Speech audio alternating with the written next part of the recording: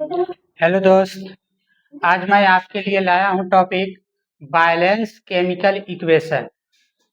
First of all हम लोग जानेंगे कि केमिकल इक्वेशन यानी रासायनिक समीकरण कैसे संतुलित होता है। इससे पहले हम कुछ रूल जानेंगे, उसके बाद हम लोग संतुलन का काम बाद में करेंगे। रूल है the number of atoms of each elements in a chemical equation should be the same on LHS and RHS. LHS means left hand side।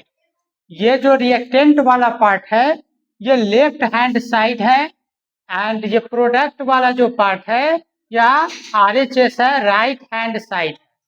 दोनों पक्ष को देखा जाता है, तो ये इसलिए लिखा गया है कि इसमें रिएक्टेंट यानी रिएक्टेंट का मास जो प्रोडक्ट के मास के बराबर होते हैं। अब ये क्वेश्चन जो है आपको यहाँ पर बैलेंस करने से पहले इसको आपको जानना होगा कि total mass of reactants should be equal to total mass of the product.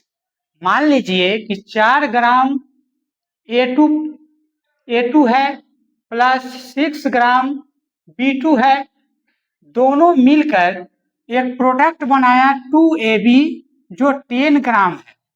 तो इधर यानी दोनों का सम टोटल मास 10 ग्राम है, इधर भी प्रोडक्ट में टोटल मास 10 ग्राम। अब हम लोग जानेंगे कि व्हाई डू यू बैलेंस। हम लोग इसे कैसे बैलेंस करेंगे, क्यों बैलेंस करते हैं। Total mass of reactant should be equal to total mass of product, यानी टोटल मास ऑफ रिएक्टेंट को यानी बैलेंस करने के लिए यानी total mass of reactant should be equal to total mass of product, यानी टोटल मास ऑफ प्रोडक्ट को के बराबर करनी होती है। Mass of conservation, law of conservation of mass बताता है कि mass can neither be created nor be destroyed under ordinary condition. Under ordinary condition में यानी law of conservation of mass, law of conservation of mass के according कि mass can not be यानी mass can not be created, mass को न create की जा सकती है और न ही इसको डिस्ट्रॉयड किया जा सकता है अंडर ऑर्डिनरी कंडीशन को लेकर। अब हम लोग जानेंगे प्रैक्टिस में, जैसे ये आपका मेटल है फेरस और ये क्या है आपका वाटर है, दोनों मिलकर प्रोडक्ट बना रहा है। अब इसको प्रैक्टिस में इसको बैलेंस भी करना जरूरी होता है। मान लीजिए ये मेटल है, सबसे पहले हम लोग क्या करेंगे मेटल को बैलेंस करेंगे। तो ये मेटल है फेरस, अब यहाँ पर मेटल की संख्या 1 है, यहाँ पर मेटल की संख्या 3 है, ठीक है। यहाँ पर देखिए तो सबसे पहले हम लोग मेटल को बैलेंस करेंगे। यहाँ मेटल की संख्या 3 है तो हम यहाँ पर 3 आगे लगाएंगे, ठीक है। हम लोग बैलेंस करने से पहले 3 पहले आगे लगाते हैं, क्योंकि ये हम लोग आगे लगा सकते हैं, नीचे में हम लोग बैलेंस करने के लिए कोई अंक नीचे नहीं लगा सकते हैं, इसलिए हम यहाँ पर 3 है एटम, 3 एटम है तो यहाँ पर भी हम 3 बैलेंस करने के लिए लगाएंगे। उसके बाद देखेंगे कि 3 फेरस हो गया, फिर यहाँ पर देखेंगे 3 फेरस हो गया, ऑक्सीजन की संख्या 4 है और हाइड्रोजन की संख्या 2 है। तो यहाँ पर देखेंगे हाइड्रोजन की संख्या 2 है और यहाँ पर 2 है, लेकिन ऑक्सीजन की संख्या 1 है। तो हम यहाँ पर 4 लगा देते हैं अगर, तो क्या हो जाएगा मेरा ऑक्सीजन की संख्या 4, ठीक है, और हाइड्रोजन की संख्या 8 हो जाएगा।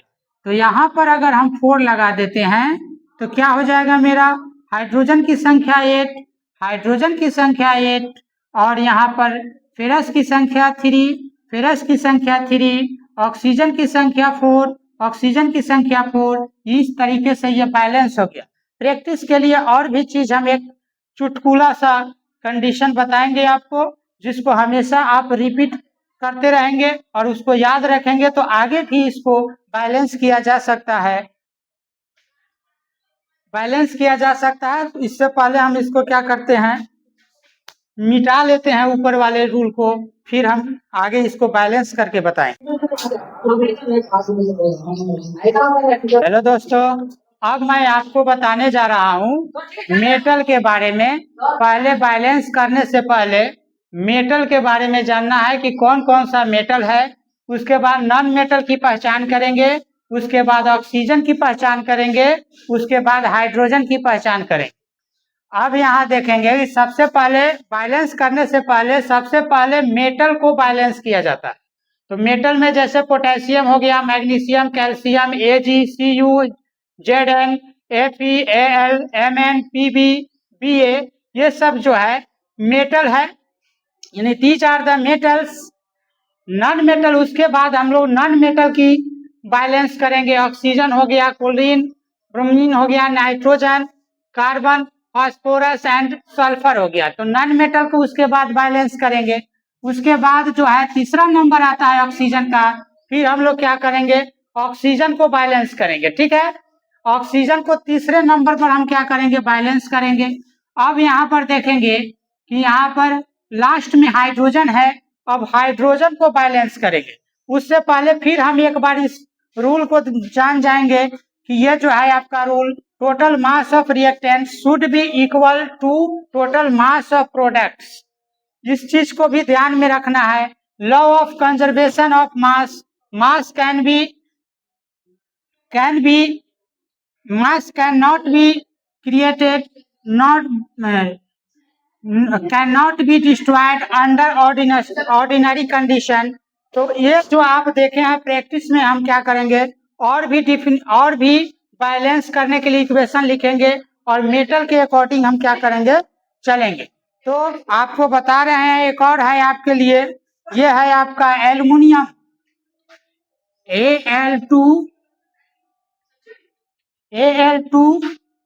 Al2O3 plus HCl plus 2AlCl3